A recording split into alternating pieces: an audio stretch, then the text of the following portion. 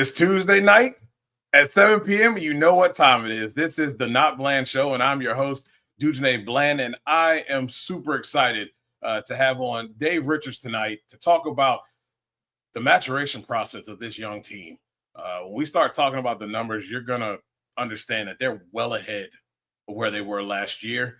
And if you're paying attention, this team has been to two semifinal rounds.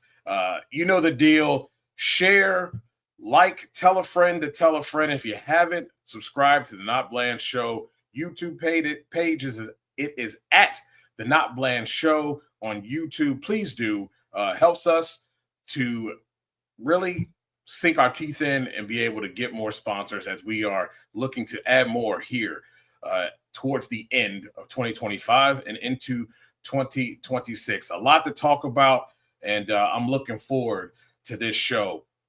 We'll have some other conversation after we talk to Dave Richards. We'll have a little bit of points standings we'll go over. We might even talk a little WWE before we get out of here. All right? As you know, this show is sponsored by Drag Race Bracket Bonanza. And, there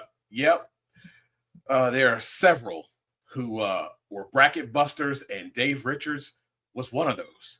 So I'm sure if you picked him, you were smart. Me, on the other hand, I wasn't so smart. And my bracket was read and done by second round. It was awful. And I know some of you had some bad days as well. If you guys aren't involved in this, I don't know what you're doing. I don't know what you're doing with your life, but it's time for you to get on board. And this is how you do it. Drag racing fans, check out Drag Race Bracket Bonanza. It's the free, family-friendly fantasy bracket game. Now, after final qualifying at every national event, you can fill out your bracket for all the pro classes. It's free, easy to click on your picks. If you need some help, just hit the randomizer button to fill in the blanks. It's for fun, stay engaged, and pick your winners today.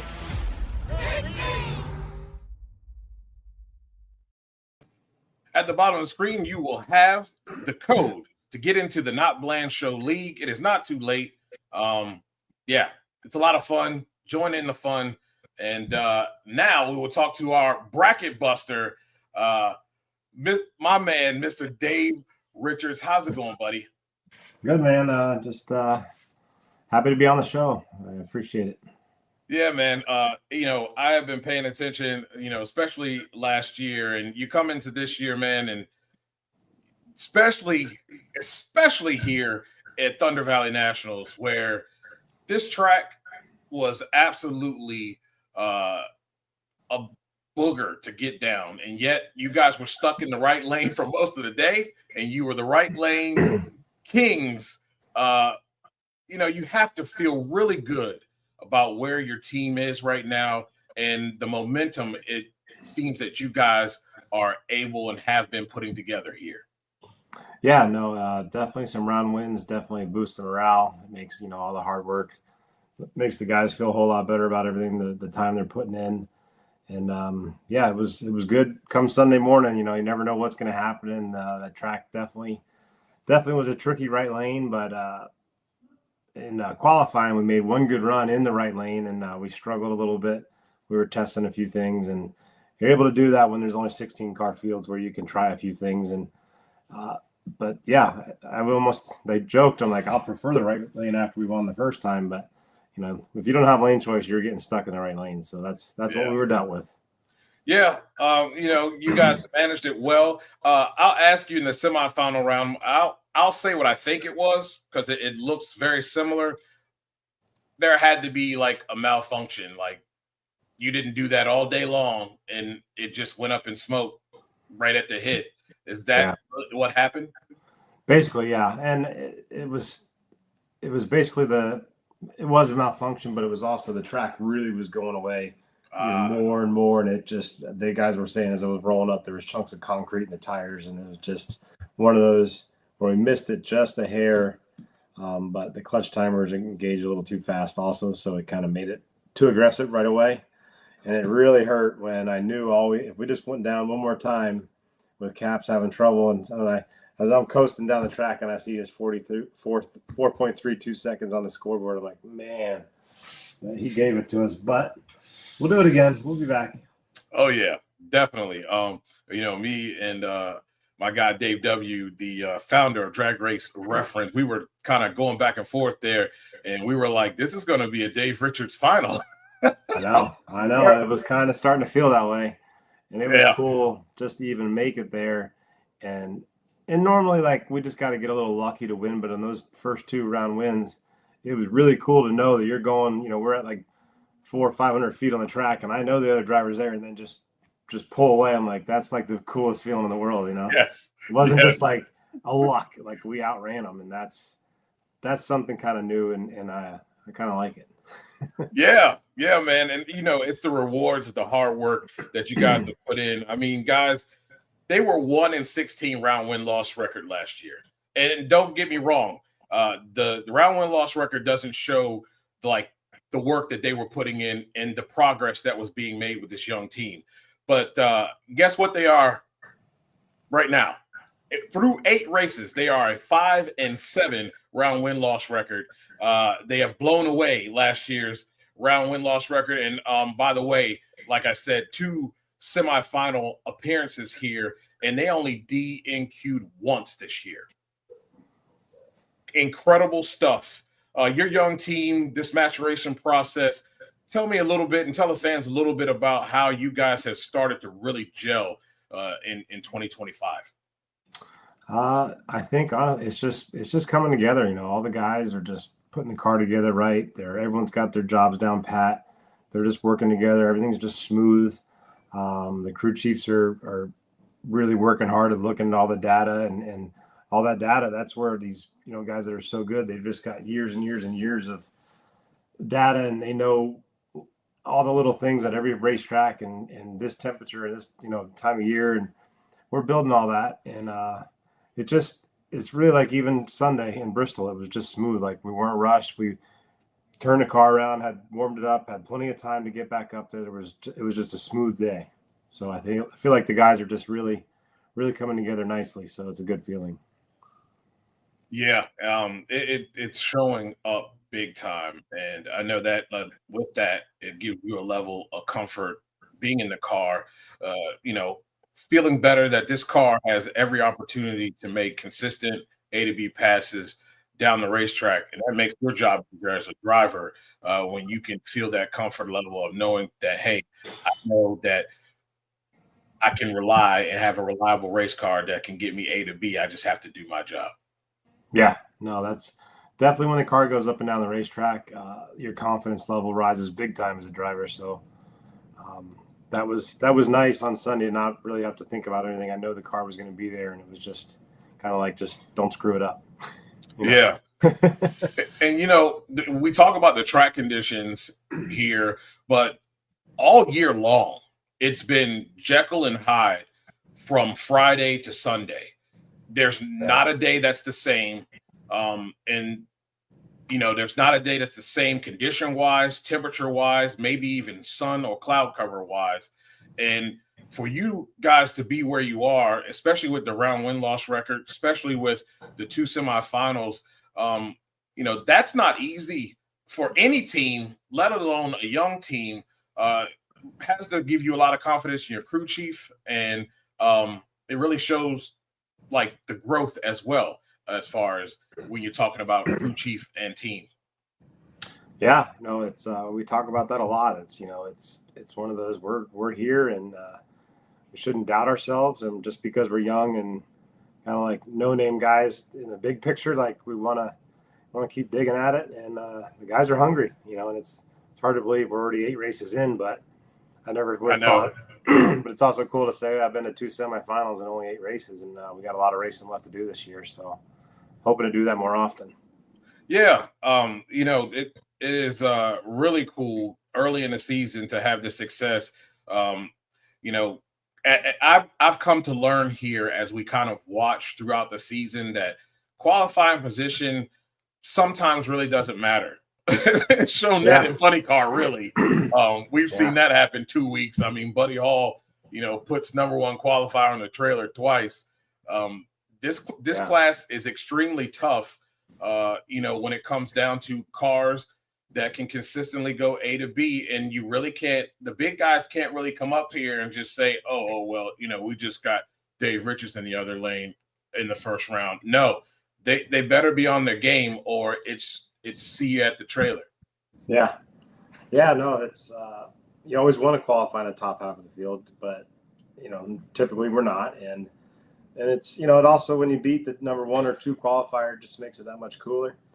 But really, the top 12, 13, 14 cars are all so good, and it's such a tough field that I don't, at this point, it doesn't matter to me. As long as we're racing Sunday, anything can happen. Yeah. What really was the issue? Was it all the water, all the rain that we had that really kind of caused that track to kind of peel up in that particular lane? I know they had work done on that particular track, but I think it was down track and not necessarily on the starting line. Was it just a matter of the rain and the conditions as far as weather that caused that track to kind of peel up the starting line like that? Yeah, that's kind of what the guys were saying. It was just going away, and they just couldn't get it back, and it just kept getting worse and worse as the weekend went on. So yeah, it was one of those. You just can't pitch too much because it's not going to get you anywhere. You just got to race with what you got. And it seemed like the funny cars had a better time than the top fuel cars, which is absolutely odd. But they had a rougher time than you guys. Blake asked if you had a chance to race top fuel or pro stock someday, would you like to? I've never had any interest in anything but Nitro Funny Cars. But I would probably, if had the opportunity, at least take one down the track just to see what it's like. But I have no interest in really anything but Nitro Funny Car. But I would definitely give it a shot. Maybe not a pro stock motorcycle though. I don't think I'd do that.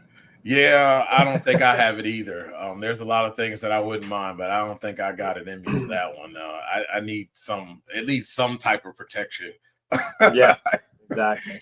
Yeah, not just the suit. No. Yeah. When this team, is this the same team from last year? Like everybody came back from last year? Pretty much, yeah. I mean, we have short of 2 or 3 crew guys, but the crew guys we had last year, it was tough because we had went from kind of like a part-time team to full-time, and all of our part-time guys had other jobs. And once we were doing it full-time racing, they had to really commit to the racing, and they started to, for the most part, last year because they wanted to do it, but then started to realize it was too much.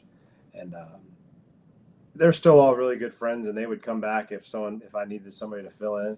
But we had to change to a couple full-time guys that can, because our race shop's in Indiana now, and the guys have to be there pretty much every day when we're not racing. So we had to make some commitments to get some more full-time people. But for the majority of the group is still intact from the beginning. That says a lot about the team, though. I mean, it's not. I call those guys. They're the offensive line of that race car, and making changes, as we know in football, when you make changes, wholesale changes, and you make maybe 2 or 3 changes, that changes that continuity, that fluidity of the line. And for you guys to come in here making very few mistakes and to be where you are, it says a lot about the camaraderie and how hard those guys work to become in sync with this race car and make the least amount of mistakes possible. Yeah, no, it's really been cool to watch our group of guys come together, and they're just smooth. They work together good. They get along. We're just kind of like, we're not going to have any, jerks on the team. If you don't get along, you can't get along with everybody, and you're not a nice guy, then you got to go. Right. So that's kind of one of our rules, is everyone's got to be cool with each other. And if there's something wrong, you guys talk about it, but don't, because one bad egg can just spoil the whole thing. So, yeah, we've learned that over the years, but we got a really good group right now. Like I said, it was really cool. I thought about it like Sunday night after. I'm like, man, the whole day was so calm, and everything was smooth. Nothing really, like, everyone did their job, went together, put everything together. correctly and fast, and we're warmed up and ready, and everyone can sit down and eat a sandwich before we go to the next round, where normally we're hair on fire. Like, I'm getting suited up in the pits, we're rushing up there, and there was none of that. It was really nice to like kind of relax and be like, wow, I'm actually going to walk up to the stage lanes this time just to kind of take a minute, where normally we're, you know, in the past we've been like thrashing. I mean, sometimes you got to, but yeah, it's pretty cool to be like, wow, you know, we're going rounds and we're doing it smoothly, which was pretty cool. Yeah, definitely. Drag Race Mayhem says, how challenging is Bristol from a driver's point of view? He said, I can imagine the bumps drive you crazy.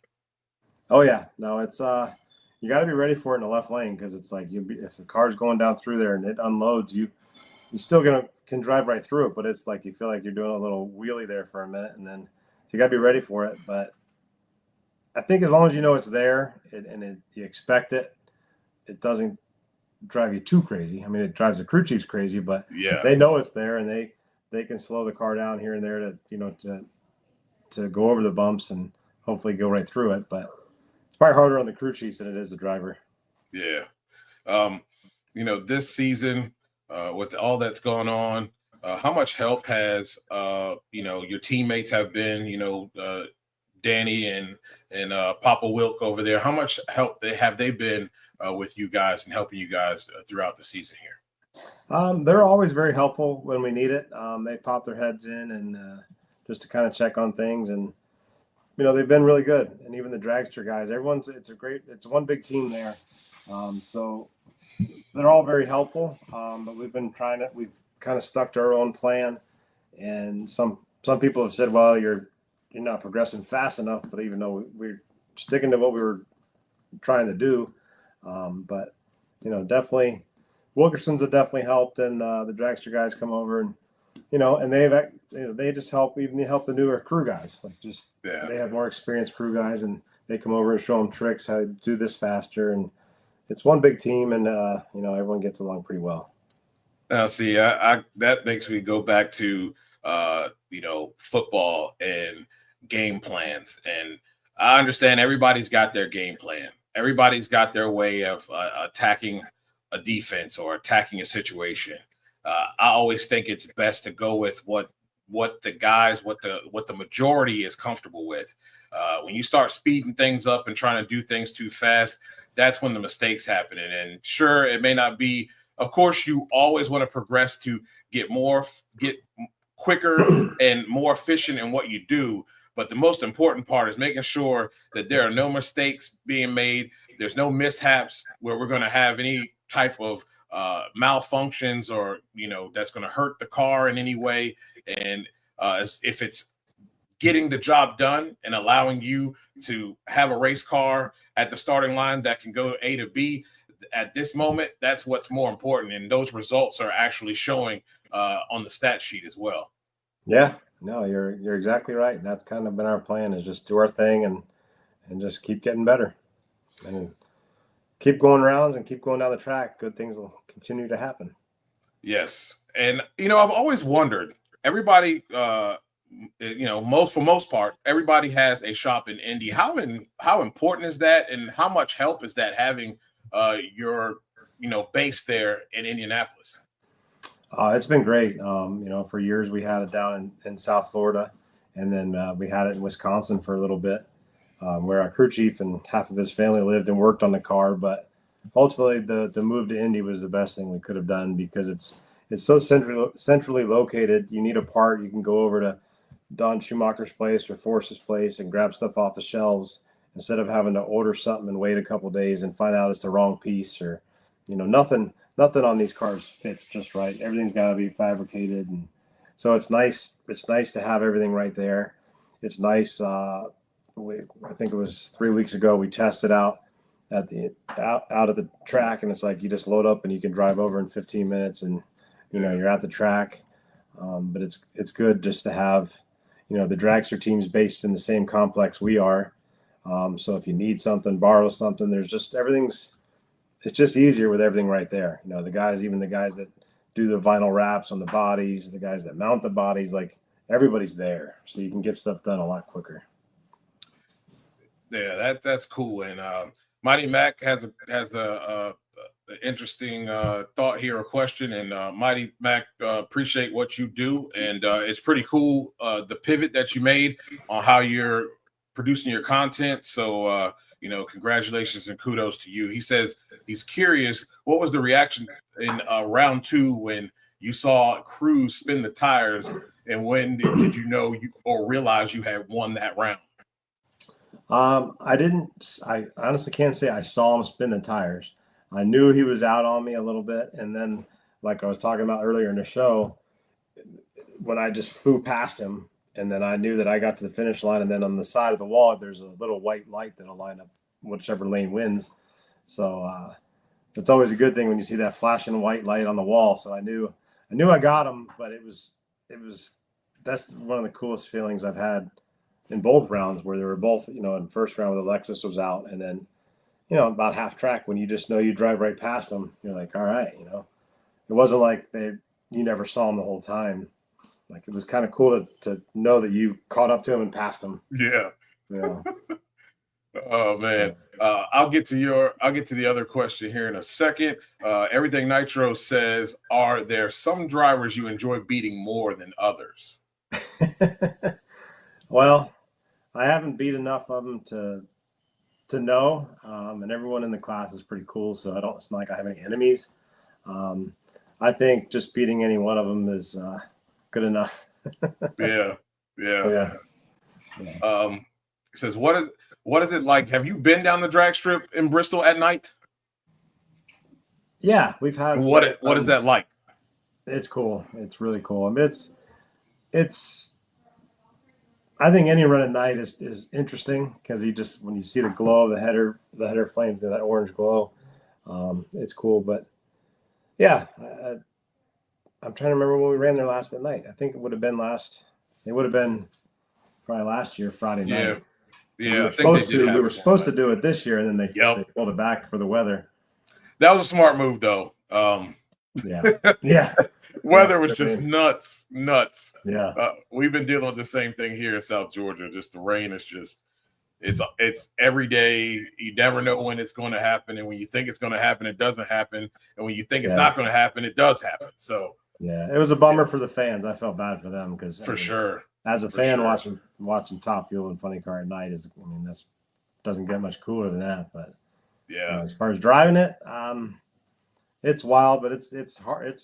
I'm not a big fan of driving at night in the Funny Car, just because it's hard enough to see all these things, and then the dark to it. Yeah, because it's not too much light. The track they light the tracks pretty good, and I think it would have been lit up fine, but yeah. I've had an opportunity to be at Bristol for a night run. It's the coolest thing. And that track is actually pretty well lit for the most part. But I'm sure even with the lights, you guys are, tucked in under the body there. It does take away a little bit of that light, because it's not like you're driving in a normal door car. You know what I mean? The windows are a little bit different. Yeah. It's the glare of the lights on the windshield, and the glare of the lights on the the slick track. You just gotta pay attention to what you're doing, but it's all good. Well, before we let you get out of here, Dave, with 2 weeks, we're going to Virginia. I think the last time Virginia, it was extremely hot. Hopefully we don't have that extreme heat again. My first question to you about Virginia, do you like the 3 qualifying rounds in one day? Yes, only because I think we've only did it once before, at least as far as in my time driving. I like it, but I also wouldn't like it if you were just having a bad day for whatever reason. At least you can't rebound overnight and come back with one more shot to get in for race day. Yeah. So that's the only leery part of it. But that's everyone's only going to have the same 3 shots in the same day, so you just got to have your act together. But I would think that would be the only downfall, is if you had like a major explosion or something on the first qualifier and you're behind, or you had trouble where you needed more time, you could get behind real quick, and that would be the scary part of only having one day of qualifying to get into race day. Yeah, that's what I was thinking too, because you always got that hero session on Friday, where he can at least try to, have an opportunity to get it in a show. And you lose at least one of those. So you got to be sharp out of the gate, or if you get behind the 8 ball, might not be a good thing for you. Going into 3. Yeah, and as you say that about not having the night hero session, I mean, that does change up qualifying order too. So I guess it could play really well in, say, our favor if it's a really hot, hot day and everyone's having trouble getting down the racetrack, at least not running 380s. Everyone's running high 390s or 40s. Yeah. And if we can do that, then heck, we might be in the top half just by going down the track. Who knows? I guess if you look at it that way, it's right. You race in the conditions they go racing on Sunday, which is another plus. Yes. Yeah, that does help, because really we don't, and a lot of times you don't get that. You don't get those sessions when you're going to be racing on Sunday a lot. And so sometimes that early morning first round is different than what you've seen maybe all weekend long. So that's going to help out a lot as well. Looking at the track, and this track here, you've experienced it. What's the surface like, and what is it like driving on this track here in Virginia? From what I recall, it was a pretty nice track, nice facility. It was just, that was my first time ever racing there. So it was just so hot. I just remember it being super hot. And I do remember we stayed after and tested on Monday, but it's still being hot. But from what I recall, it's a good facility, nice track. So I think it should be a good show.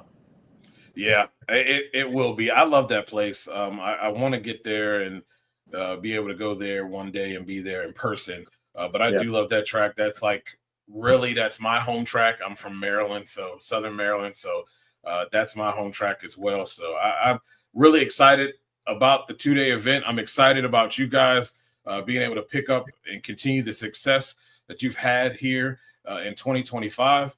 And man, enjoy the little break and keep this thing going, man. I'm really, really enjoying watching you guys and the way you guys work, and it's showing up on the racetrack.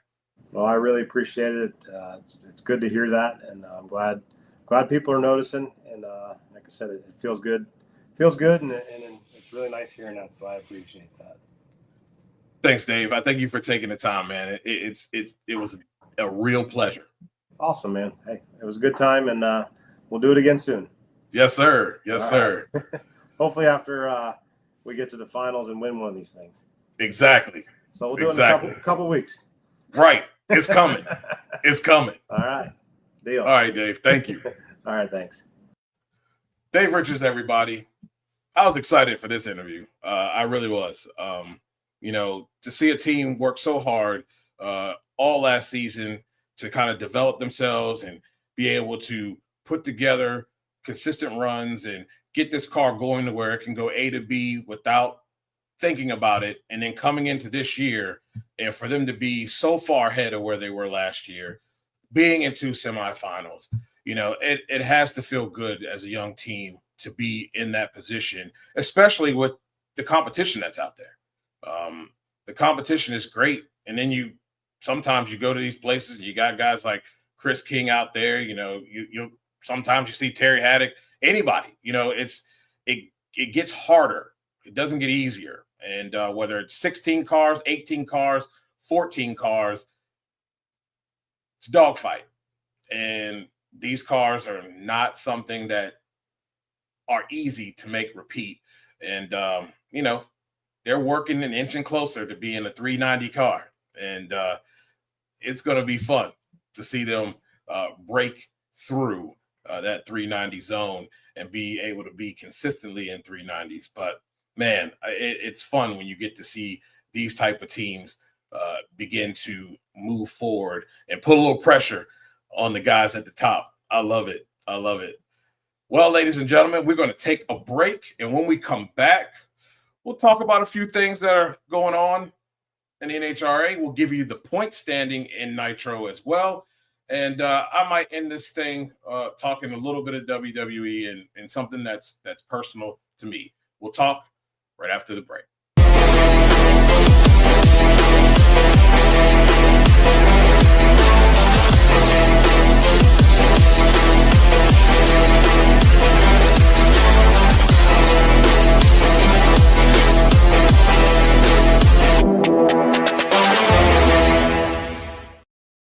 Talking Funny Cars with Buddy Hall will be coming back, and I believe the first episode will be around somewhere in Pomona. I will try to pick a little bit more and try to get you guys more info, but you can still watch all the other episodes from last year on the Roku channel, the fast channel of NHRA. So you can also, if you have it, you have that fast channel on Sling as well, but definitely on Roku, I believe Tubi as well. So it's a great show, and I'm looking forward to the next season of that show. Well, before we get into our Nitro standings brought to you by Everything Nitro, something dropped in my mailbox here earlier before we got on the show, and it's Pro Stock related. Well, in the Super Grip NHRA Nationals, said team, Eric Enders, had a disqualified run on Saturday due to use of rear wheels that did not meet the NHRA's approved specifications for Pro Stock. And if you watched Mighty Mac's breakdown, you heard exactly what that was. It was a liner inside of the tire. Well, NHRA let them know how they felt about it. And they announced these penalties levied on this team. 100-point deduction. Yeah, I'm going to let that sit. 100 points deduction and a $5,000 fine. 100 points is a lot when you don't have that much. It's a lot. Yeah, point standings isn't so great in their favor at all. And to lose 100 points, it's no small deal for them when you've been struggling a lot this season. Doesn't help you. They have the opportunity to appeal. I'm sure they will. But that's what the NHRA says and what they have deemed feasible or right for this particular infraction. We saw the scuffle on the starting line. I like it. It's great for TV. It's real. We don't need announcers manufacturing and trying to stir up drama because that's real. I don't care who started it. It's good for TV. And those teams don't like each other. They don't. And that's fine. But that's what's going to get people to draw in. And you know what? It forces people to take a side. Isn't that what wrestling's about? Sure, it's predetermined, but it forces you to take a side. I personally wasn't cool with Gunther winning last night. So I don't like it at all. And you may think that Gunther winning was great, but we are taking a side. Forces the fans to take a side. And I like it. I don't care about the keyboard warriors in the comments. That's going to come. That's all part of it. Doesn't matter what sports you are. NHRA isn't nobody special that gets bashed in the comments or have keyboard warriors in the comments. Don't matter. Everybody deals with it.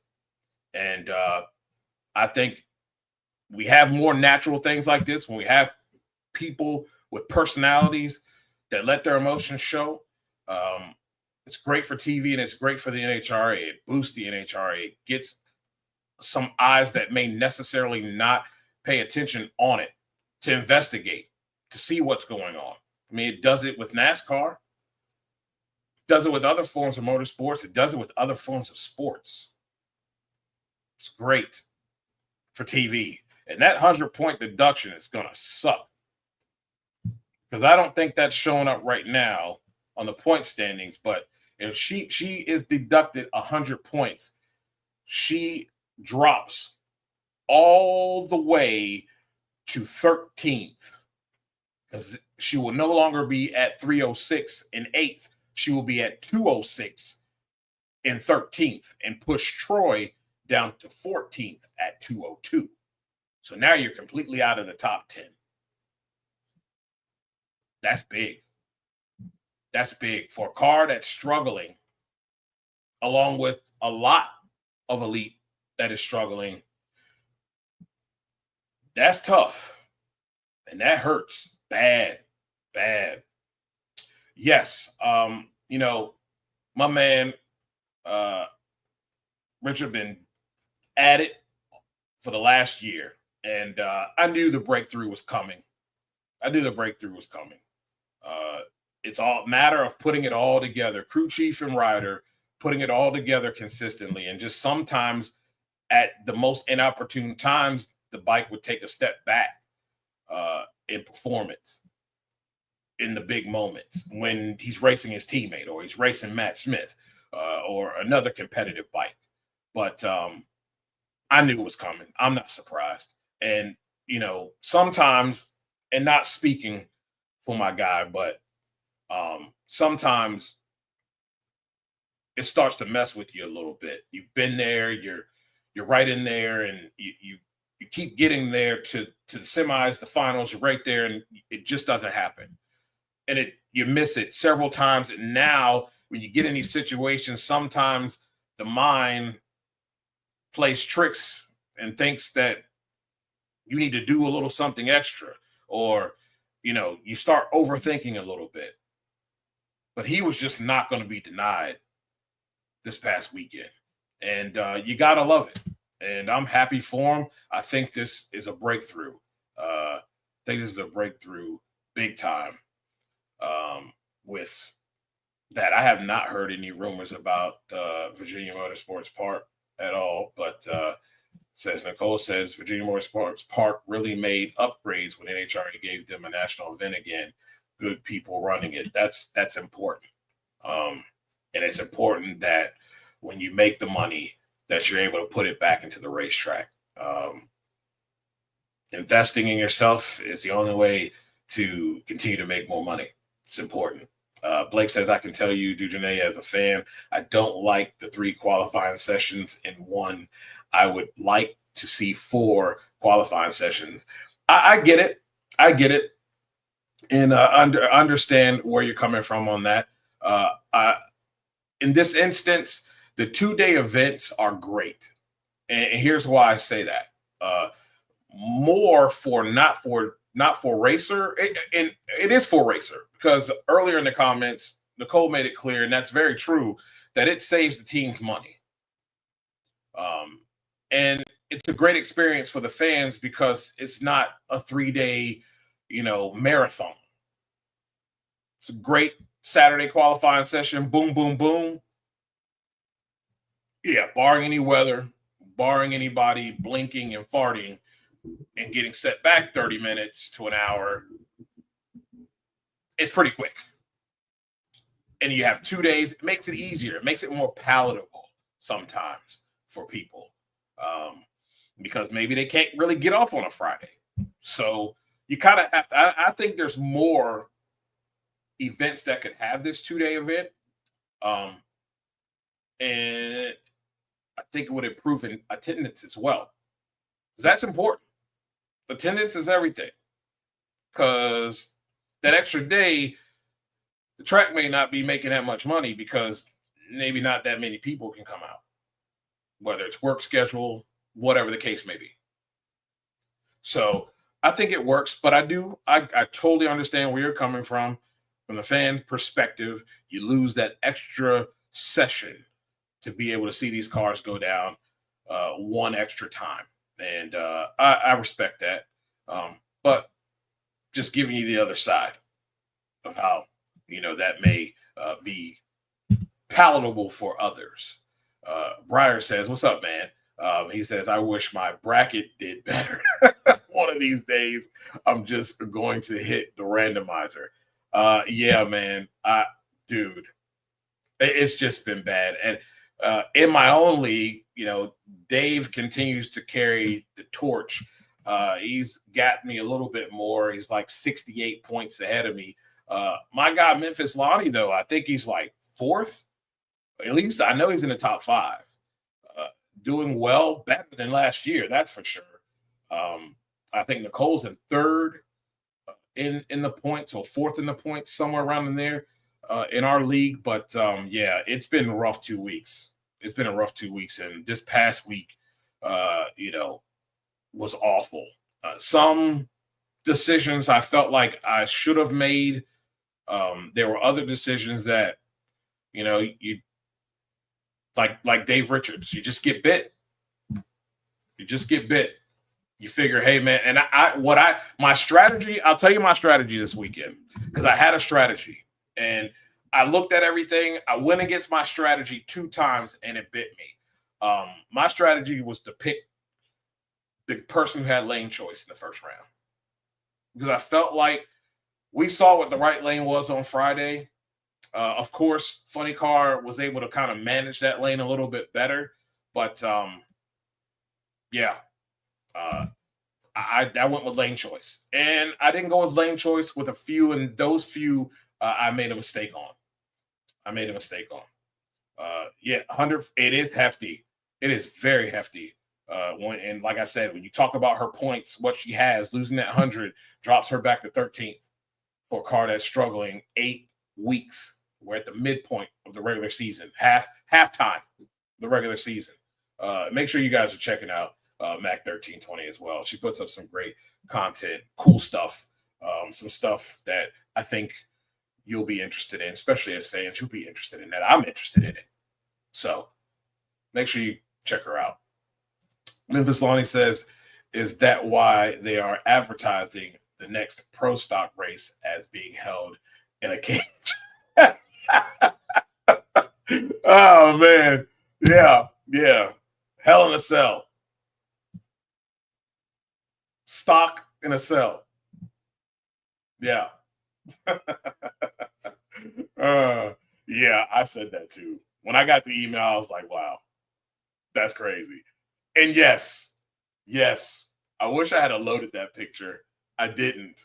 But yeah, the double birds was hilarious. Hilarious. And you know what? If you guys pay attention to Kim Anderson and her emotions on the starting line, that was totally natural. She's no nonsense sass. And I love it. That was fantastic. Fantastic. I think Double O-ish show had the full video. It's pretty funny. Pretty funny. Blake says, I have 3 suggestions for guests. Bruno, Tony. Hey, I tried Tony. Tony doesn't like to do shows. And it's because he takes so much crap. But I'm the guy who defends Tony because I like Tony. And other people may not like his straightforwardness and telling the truth. But that's what we do here. This show is no drama, no spin. We tell it like it is. And Tony tells it like it is. So when I see dumb crap directed at Tony, I do respond. Yeah. Mike, Mac, sure. Why not? The cat is putting in work. He's putting in work. And having to retool because of other outside circumstances on how he delivers his content. To make that adjustment, he's made it well, and hopefully it's working. Plus, it mixes things up. Yes, same old. And you know what I looked at when I looked at this list? To me, this is the right amount of classes that you need to have at a national event. Not too many, not too little. It's just right. And that's why me and Lee always talk about making adjustments to the national event. Because you know what? There's a whole lot of people that got slighted this weekend. And just like we talk about WWE having bloated rosters, it's a bloated roster. And somebody's going to get the axe if something happens. Somebody's going to be disappointed, and it's usually the same individuals. That's why they get annoyed. That's why they feel underappreciated. Well, there's a way to fix that. Unbloat the roster. Come up with a new way to do things. That, yes, gives you just enough action to dress the track and not too much to where people are going to be upset because they're always getting cut. Blake says, I understand, but it reminds me of 2020. Yeah, it does. It does. Dave says she's been to all the races. She's gonna be in the countdown. She wasn't gonna catch great. Heck no. Heck no. Let's talk about that real quick. We'll talk about that right after we give you the Nitro standings presented to you by Everything Nitro. Here we go with Funny Car and some movement. Proc still at the top. You see Paul Lee making a jump over Jack Beckman there. He's up one spot. Jack Beckman back one spot in third. Ron Capps comes up one spot over Matt Hagan. There he is in fourth. Matt Hagan in fifth. J.R. Todd sixth. Got Dan Wilkerson third. He came up 3 spots this weekend. 3 spots. And everybody else below went down a spot. Chad Green, Alexis DeJoria, and Cruz Pedregon. Cruz in the top 10.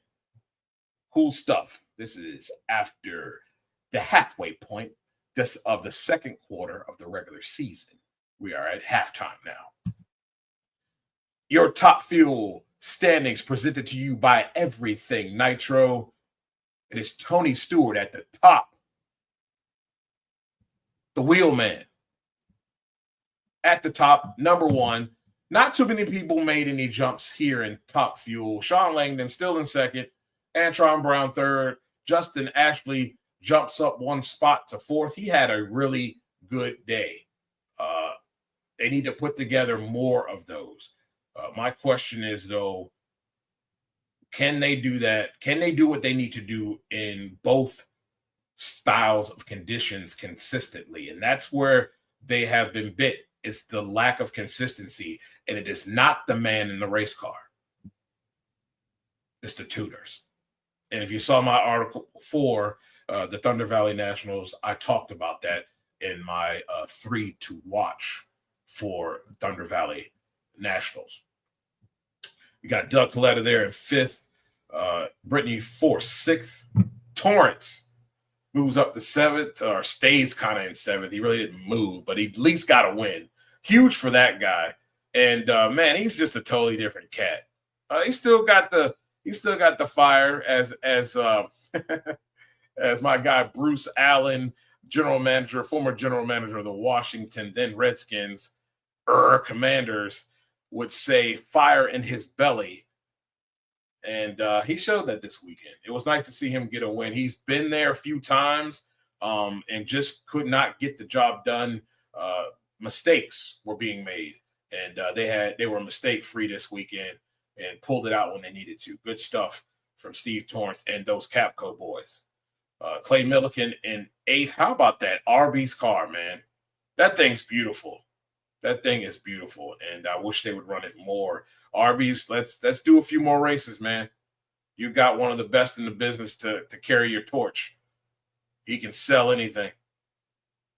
So let's give him a few more races. Josh Hart, 9th. Sean Reed, 10th. 2 cars I really want to see do their thing. And really, I know Josh went out second round, but they have made some improvements. Now it's just a matter of making this thing rinse and repeat like we saw earlier in the season. We saw them pull out a 69. We've seen them run consistently in the 70s. Conditions were a little whack here, but you got to be able to navigate those things. And it's only going to get worse as we get here in the second half of the regular season when we march into the third quarter of this regular season. We got a short fourth quarter, only 2 races in the fourth quarter. So in this third quarter, you need to make hay. It is time to try to make some moves and push yourself up a little bit in the middle of that pack for points. So, and let's not forget, things can still change. It's 1.5 points in Indy. So there's a lot of movement that can be made. It's just a matter of keeping things close and keep yourself in striking distance and then strike like a cobra. So hopefully they can do that. Our Pro Stock standings and Nitro is presented by Everything Nitro. There's no Pro Stock. There will be no Pro Stock bike from Everything Nitro. You know why. You know why. One word. Greg Anderson is number one. 1,000 wins. Insane. Only one other person to be able to do that. I know people said something about him catching John Force. Nah. Man have to race till he's 100 and probably win next to every ground. Ain't no catching John Force. That won't be duplicated at all. Not even a little bit. Love Greg, but he ain't catching him. I know other people said, he's nope. Women lie, men lie. Number don't. And them numbers are way too high for Greg. So it's going to be a long, long time before we see somebody pass John Brute Force. Dallas Glenn second. Y'all funny. Y'all funny to think that this man would throw around, but whatever. We have conspiracy theorists in the world, so it's cool. But that man ain't throwing nothing. He wants a championship. And he sure enough would have liked to have had that win. To not fall to second. Or at least jump to first. Matt Hartford, that car's coming along. He's in third. Corey Reed fourth. Aaron Stanfield fifth. Derek Kramer sixth. Eric Latino seventh. Erica Enders eighth for now. Jed Coughlin ninth. Mason McGahey 10th. Pro Stock Motorcycle winner Richard Gatson. He's third. Gage Herrera, the man, the myth, the legend, the man everybody's chasing. He's number one. Matt Smith, 2. Richard Gatson, 3. Chase Van Zandt. Bike's coming along, man. Chase was throwing some haymakers last year, too. Nice to see him back in the mix here this weekend. He's 4th. Andy Smith, 5th. Steve Johnson also had a couple good ones as well. 6th. Gian Evaristo, 7th. John Hall, 8th. Chris Bostic, 9th. Mark Ingerson, 10th. That's your top 10. Kelly Klontz is outside looking in 11th place. But, yeah. So, that's pretty much it. Pretty interesting first 8 races. Really looking to see what we got on the back half of this thing. Yeah, no problem. I love supporting people. I didn't get anywhere, and if people not giving me an opportunity. Real quick before I get to your comments, my man, my brother, my teammate, Connor Force in the comments, he says, fantastic show tonight. Absolutely no one knows more about NHRA behind the mic than DJ. Thanks for the amazing content, and I do know about you, but I don't know about you, but I can feel NFL football in the air. Yes, it is coming. I can smell the blades of grass. I can hear the pads popping, and I can hear Hail to the Commanders being played. It's coming. I'm looking forward to it, and we're going to have to talk some Commanders here real soon because I'm really kind of – Lake talked about it on his show.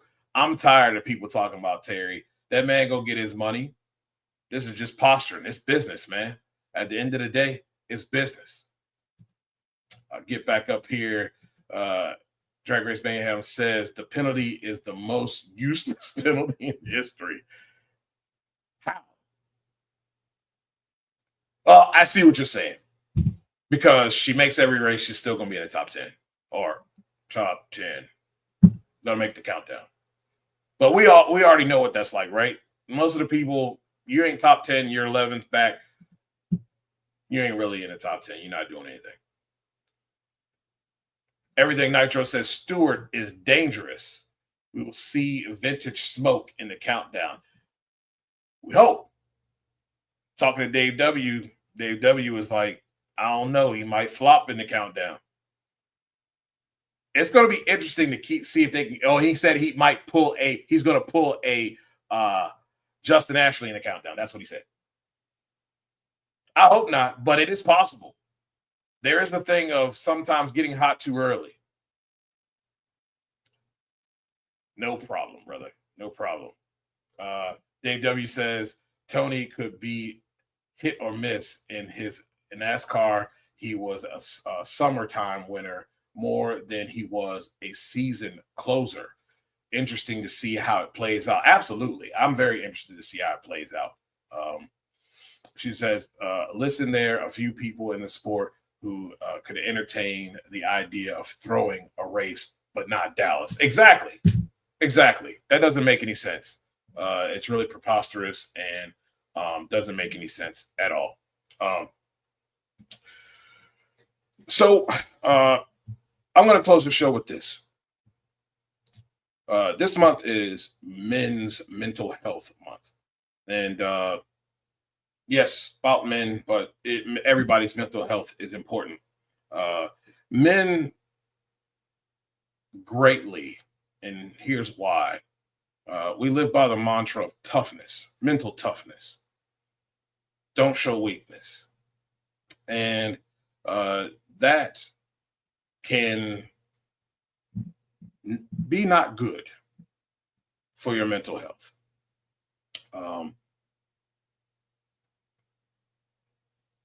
Me, as a person who I'm laughing, I'm happy. You see that, you guys see that. People who know me, they see that. What you wouldn't know is that I struggle every day with mental health, chronic depression, anxiety, big time social anxiety. All happened, came to a head when my dad passed. That's just to name a few. All the things that you think that you are pushing aside and brushing off and you're stuffing away and you don't address it, they rear their ugly head when you've had too much. And I broke. Definitely broke. So I say that to say this: make sure you check on your friends, but make sure you check on your happy friends. Those who, depression and suicidal thoughts don't have a face. Many of us suffer in silence. I did for years. Denied it for years.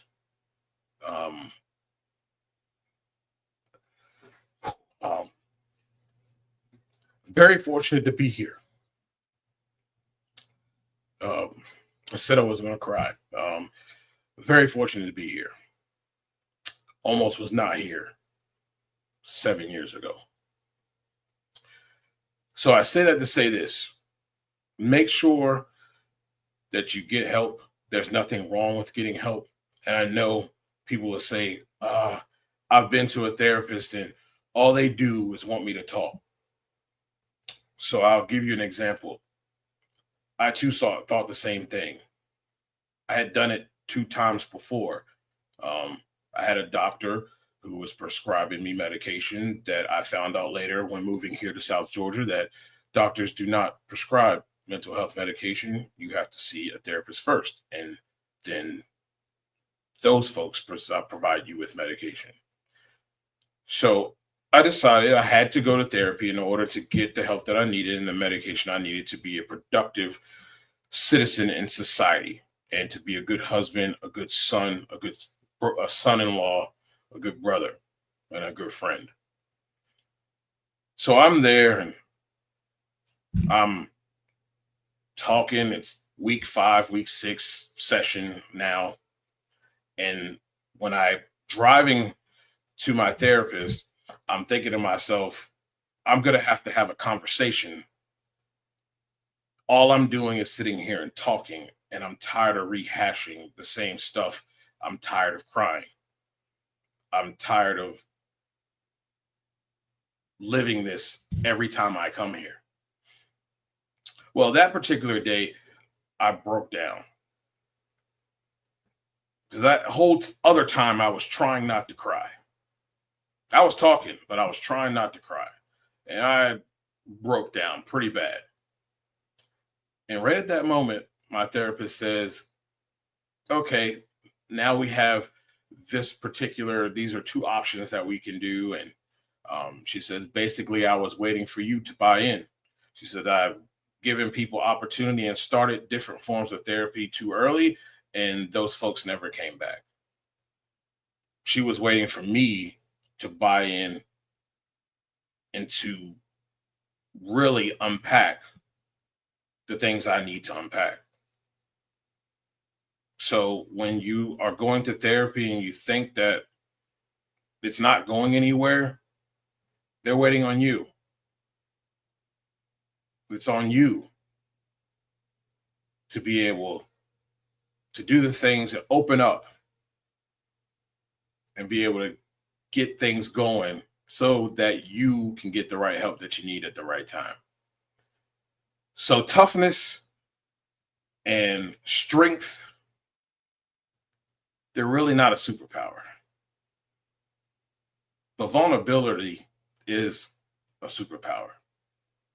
So if you have a friend that looks like just not acting the same, and it may even bother you a little bit, you may even think, I just don't want to deal with this girl or guy. They might be going through something. So make sure you check on your friends. Make sure you check on your family. Make sure you protect your own mental health. This world's tough. It gets tougher and tougher every day. But if we live our lives and we always think about what the other person is going through, we're less likely to react in situations that seem that this person is just angry. What may have happened may have been the final straw of a lot that they've been going through, and they just need a little help. So me going through what I'm going through and dealing with it every day, fighting every day, has helped me to see things a little bit differently when it comes to people. So that's my 2 cents. I'm glad I was able to share that with you guys. I felt that it was the right time. And I hope that what I had to say here tonight helps someone else.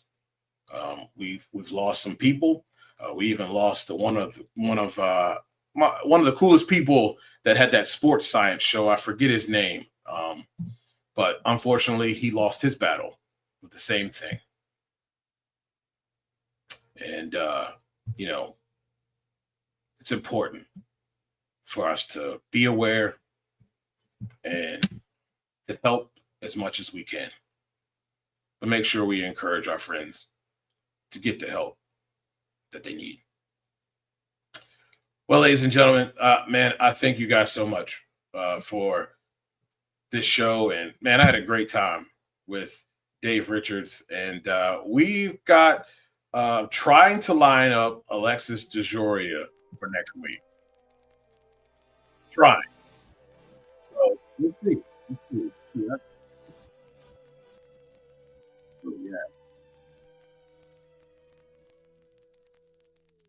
Oh. Being a man with emotions.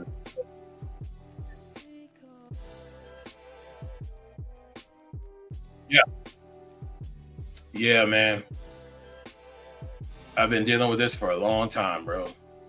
It doesn't look like it, but some things are really hard. Being in the media center is not easy. I'm like, sometimes I'm crawling in my skin in there. But I don't lose. So I fight every day. Thank you. Hopefully this can help somebody. You know what I mean? It's important. Man, we're going to have a good time, though. We're going to have to do some things with wrestling. Things are changing. This is not your WWE that you're used to if you're my age anymore. It's interesting. I don't like what we saw the other day at all. I don't. Monday Night Raw was not fun, but I was glad that Truth was back, aka the new man, Ron Killings himself. That was good. Again, I want to thank Everything Nitro. I want to thank Drag Race Bracket Bonanza, and of course, sportsjourney.com. Man, I thank you guys for tuning into this show. Without you, it is not possible. It's not possible at all. And I'm blessed to have you guys part of this team. And we're going to keep rolling, man. We're going to keep rolling. And hopefully I can continue to bring you guys great content and that you'll enjoy it. All right. Well, we're going to be live at 9 o'clock for the Power Hour. We're going to have Ron Capps and Rob Wendland. Yes, that man, the crew chief of Sean Reed. It should be fun. Should be real fun. It's always a blast having Ron Capps on the show. And he's a really good guest. So after a win, I'm sure he's going to be really happy. I'm sure he's going to be really happy. For sure. Well, ladies and gentlemen, let's get up out of here. I thank you guys. Thanks Everything Nitro. Thanks Drag Race Reference, our only stats here at the NotBland Show. And I'll holler at you guys real soon. I'll see you next Tuesday. Maybe we might have a special show this week, some other time this week. But if not, I'll see you guys next Tuesday. All right. Good night, everybody.